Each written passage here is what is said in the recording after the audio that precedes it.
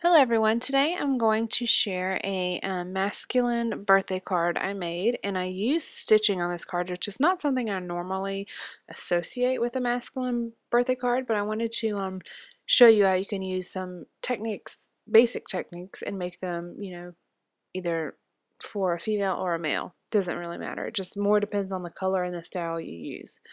So I'm using a couple different paper collections here, and you're going to see me play around with some paper here trying to decide exactly how I wanted to do this. The base of this card, which I'm going to use this Basil cardstock that you see at the top here, it's in Fig Swirl rather. And then I have Authentique, a 6x6 bundle collection Celebrate, and that's the red and the white paper, whitish paper, and the striped paper. And then I have a couple different things. I also have My Mind's Eye, Miss Caroline Dilly Dally Adventures Fair paper, and that's the grid paper. And then I have this blue paper. It's from Basil and it's frosted teal. So I'm just showing you here. I'm making a card that's got a little panel cut off the front. And so I've cut it to 4 1/4 by 10 1/4, and I'm going to score it at 5 1/4. I'm sorry, no, I did it wrong at first. It should have a larger panel at the bottom. Actually, it should have started at 4 1/4 by 10 inches, but still score it at 5 1/4. So it's got this little piece cut off the bottom. And if you watched my previous video that I posted, you will see how I'm going to complete it in this video using a postage stamp edge, and then I can go back later and change it to a scallop edge. And you'll see that I think the final photos are going to show the scallop edge, but in my previous video you'll see how I did that if you want to watch the technique video on that.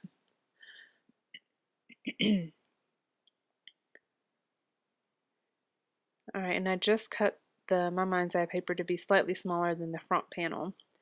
I'm just looking at the different sides of this paper. This is the Authentique 6x6 bundle, and I was trying to decide which sides I wanted to use.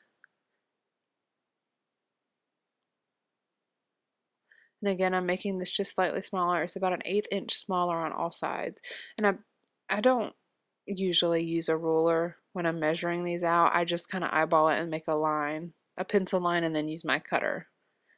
Alright, I'm going to use, excuse me, I'm going to use my Cuttlebug here. I'm going to use this Cuttlebug embossing folder. It is the Swiss Dots embossing folder. I'm just lining it up on the folder here. I'm not going to show you actually I'm not going to show my actual embossing process. You'll see it here, though. There's the completed embossed paper. I wanted to give it a little bit more texture, not be quite so dull. It's already a pretty neutral background, so I wanted to give it a little bit of texture.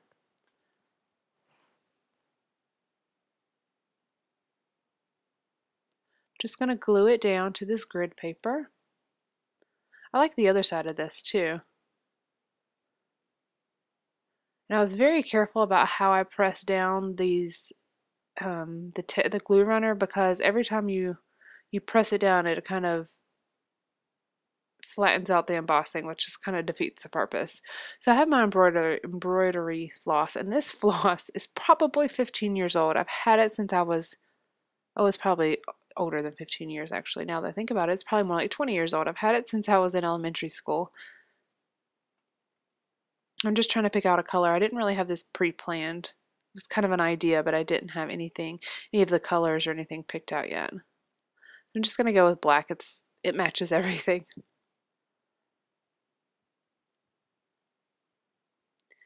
And I'm going to speed up parts of this video so you don't have to watch how slow I am at doing this. But I'm going to show you how I do it, and then I'll speed it up and let you watch me do it. This is a Stamp It Up, I think it's called the paper piercing set, or paper mat, something like that. But I'm just going to line it up here, and I'm going to zoom in slightly so you can kind of see how I'm doing this. but I'm using the grid piece that comes with this, and it's going to the way I'm lining it up here is that it's 1/8 of an inch away from the edge of the white piece. If you can see it. There we go. I'm using the edge of the white piece to line up on that inner, not the bold line, but the inner line, which the bold line lines up with the grid paper, but I'm lining up the white piece so it'll just do 1/8 of an inch inside of that. And I'm going to use the piercer here, and you can see that it doesn't span across the front of the card, so I'm just going to move it over about halfway down so you can see. And I'm going to speed it up here so you can watch. Move it over, line it up again. And if you don't get an exact match, just kind of space out your holes a little bit. You can see I messed up there a little bit, but that's okay. I used the smaller holes instead of the inside ones I was using initially. And again, just be careful how hard you press down with this template, because you don't want to flatten out all your embossed circles or dots. Okay, so now I've got my embossing needle, not my embossing needle, wow, embroidery needle threaded, and I'm not going to tie knots on the ends of my string. I just use a piece of tape and tape it down just to secure it, since I want it to be as flat as possible. And I'm going to put this on a card, and it's already going to have some dimension on the card itself. I like the back of this paper too. I like the little tickets. You can definitely cut a lot of those out and use them as tags on different cards. I think I have 2 pieces of this paper, so I may use the other side for something else. Alright, and this took me a little bit of time, and I mean, this paper is pretty thick, and then I used 2 layers of it, and then the holes, I don't know if the holes weren't quite, they could have been punched thicker, I believe. I mean, more open. So there's my finished stitching, and it probably took me 20 minutes to do the stitching. But I'm going to use this template, the circle template, and I'm just picking out different size circles, and I'm drawing the circles on the opposite side of what I'm actually using, just in case I don't cut out very well. I'm just cutting out these circles. Again, I used various sizes. There wasn't any real rhyme or reason to the circles I picked, but I like this template. It's easy and easy to store because it's so small. Alright, I'm going to stamp this, placing them to kind of see how I want them. I didn't really plan on using all of them, but it worked out that I did. Overlapped a few, and I'll put some dimensional adhesive on some of them. But I'm going to use Versamark, and I'm trying, on the red ones, I did like a tone-on-tone stamping effect. And I'm using this, let's see, this is Technique Tuesday Christmas Circle stamp set. And I just use Versamark on the red ones. And it's very subtle, but it gave it a little bit, instead of just being plain red, it gave it a little bit of texture, a textured look. Then I'm using Memento Tuxedo Black to do this happy birthday stamp, and this is from the Stamps of Life by Stephanie Bernard, Banners for All. I love this stamp set. I've used it a lot. And you'll see me here, I'm doing, some of them will be just the glue runner, and some of them will be dimensional adhesives. And you could have easily just as easily done all tape runner, but I wanted to give it a little bit of depth.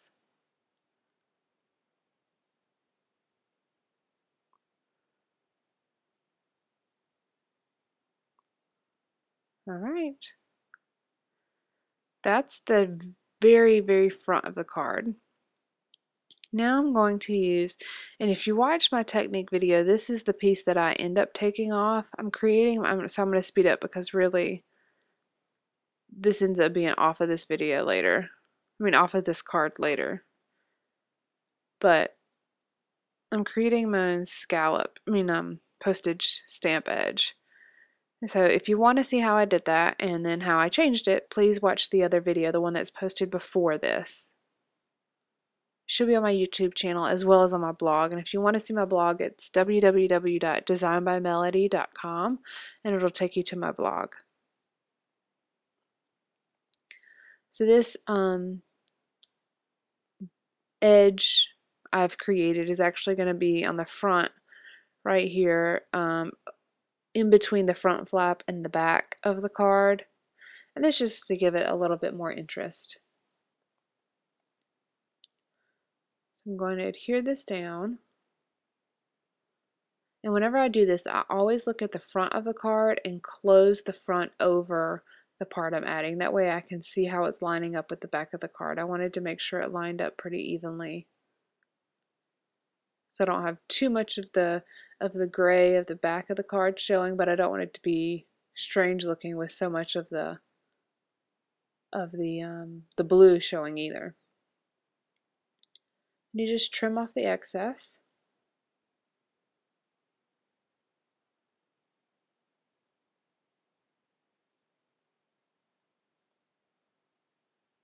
I love having punches, but I find that they're hard to store, so I try to figure out ways to make my own edges myself, which is what this is. Then I'm just going to adhere this onto the front. And again, be careful at how hard you're pressing down. You don't want to take away some of the embossed circles on the front, or embossed dots. I keep saying circles, they're dots. It's just determining if I wanted to do something differently. And I ended up putting it on dimensional adhesives as well, since the and I'm using this foam tape that I got from the hardware store. It's like the strongest foam ever, but it's fantastic for cards because you can cut as much or as little as you want. And the reason I picked this instead of the glue runner is that I didn't want to press down again on the embossed piece on the front, flattening out even more.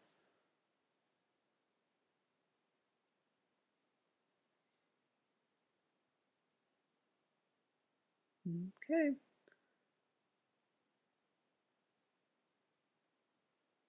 I still feel like there's a little bit too much of that gray showing, and that's where I trim off a little bit more. And that's where at the beginning I told you that the dimensions were wrong. It should have been cut to 4 1/4 by 10 inches and then scored at 5 1/4. But all right, there you go. Thank you for watching, and then you'll see a picture here. This is with the changed bottom. All right, thank you.